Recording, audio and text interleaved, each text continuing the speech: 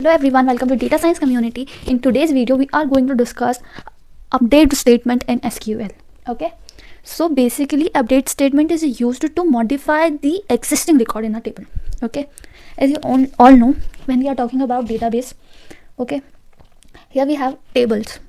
Okay, so if we want to modify or change any record present in our data set, then we use update statement. Okay, so when you need to update multiple records in a table, so you need to use where clause. Okay, you need to use where clause with update statement. Okay, first let's open our SQL Workbench, MySQL Workbench, which we are using in this whole series. Okay, if you didn't watch my previous video, you can go and check it out, that videos also. The link of the playlist is in the description. Okay, so now let's see how we can use this update statement. Okay, so this is our SQL Workbench.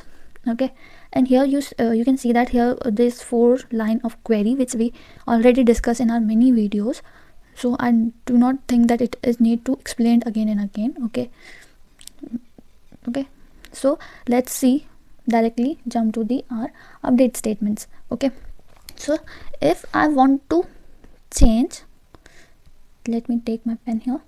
Okay, if I want to change my city name, I want Indore instead of Bhopal here.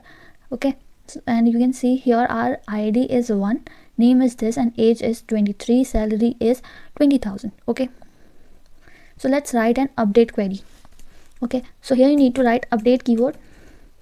Okay, sorry, update, then you need to mention your table name. Okay, here we have our table name is employee. Okay, which is EMP, this is our table name, and we need to use this set keyword to set our value.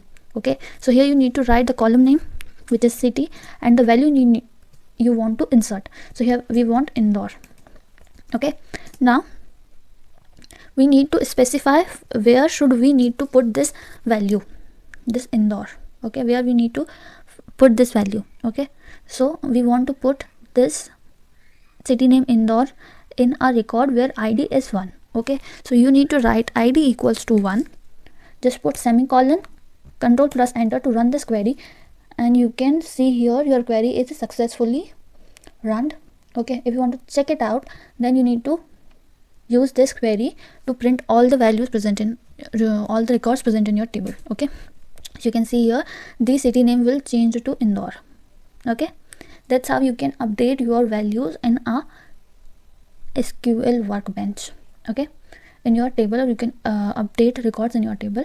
Okay, thanks for watching. Like and subscribe for more such videos.